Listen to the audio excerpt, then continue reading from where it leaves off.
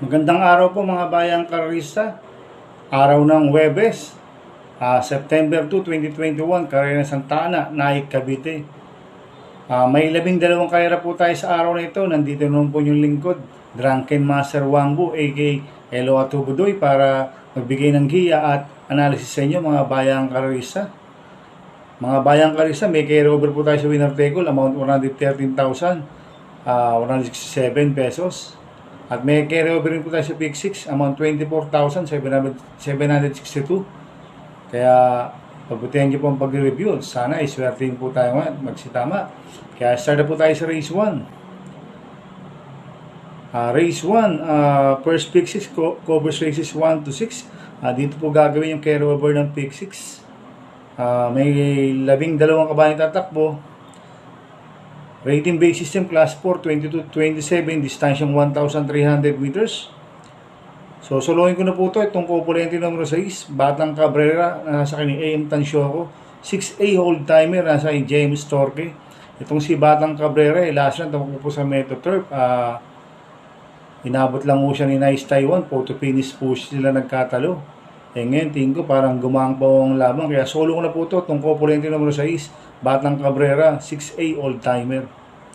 Sa race 2 po tayo. Dito po gagawin yung carry over ng winner take all. Winner take all covers races 2 to 8. May siyam na kabayang tatakbo, rating base system 11 to 15. Split distansyang 1,300 meters. Anybody's race po ito mga bayang karerista.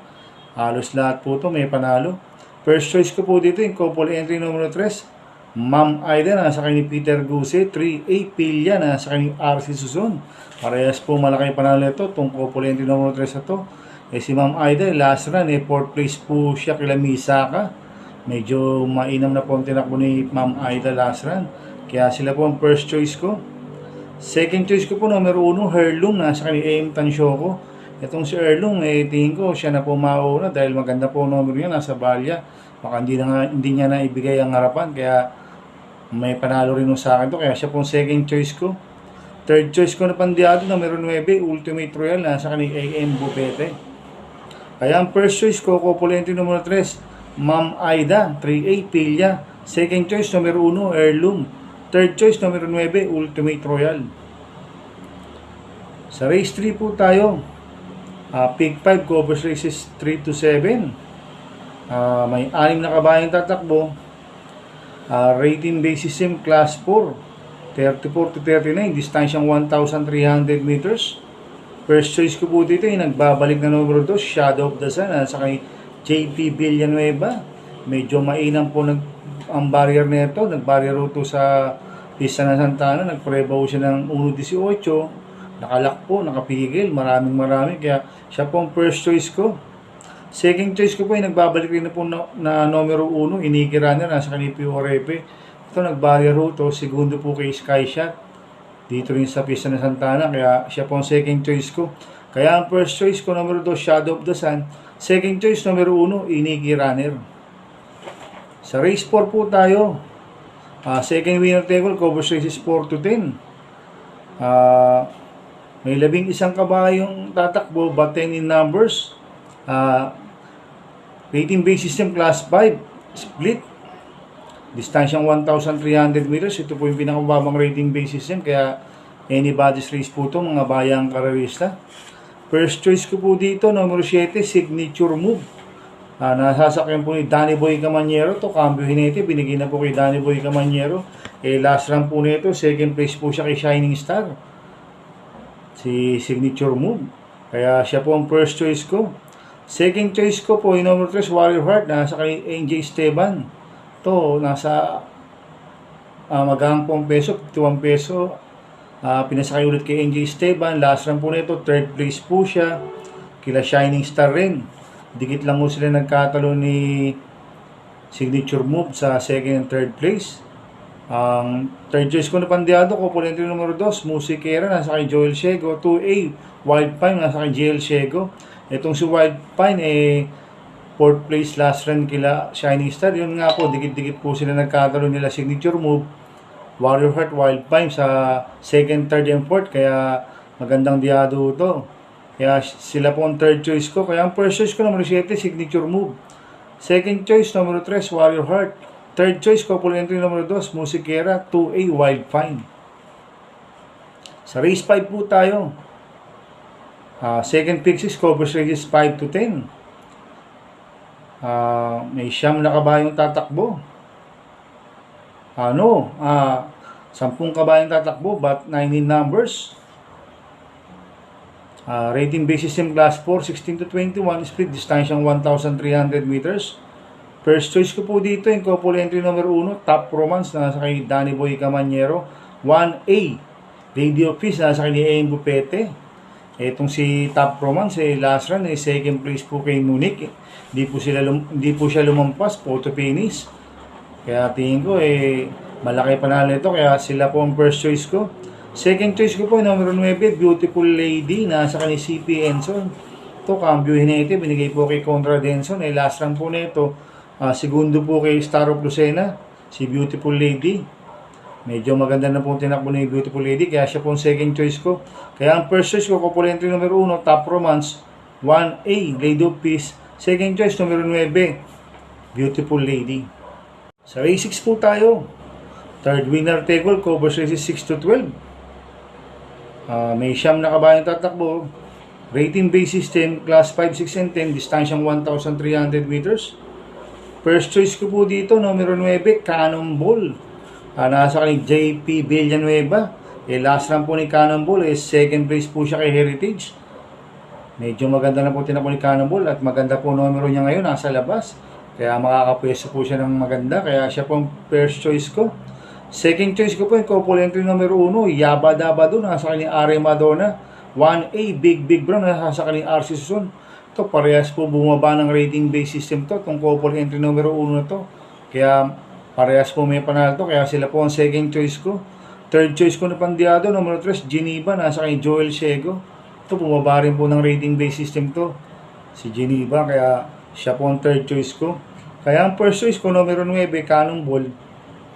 Second choice ko, couple entry numero 1, Yaba Dabado. 1A, Big Brown. Third choice, numero 3, Geneva. Sa race 7 po tayo. Third pick 6, Cobras Races 7 to 12.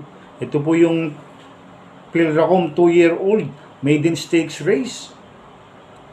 May 5 kabayong tatakbo, distansyang 1,300 meters. Napanood ko barrier nito. Masyadong mabuti po yung numero 4, Gomentian.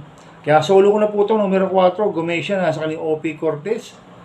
Nung nag-barrier siya, nag-prevo siya ng 1.22 sa distansyang 1,300 meters.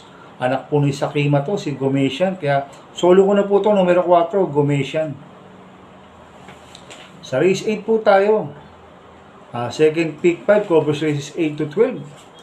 May 10 kabayang tatakbo. Rating base system class 5, split. Distansyang 1,300 meters. Pinakababang rating base system ito, mga bayang karalista. Kaya anybody's race po ulit to. Ang first choice ko po dito, numero 9, Mabalor. Nasa kay James Torque. Ito, mga babo ng rating base system to. Si Mabalor, tingin ko, wala namang pauunahin to.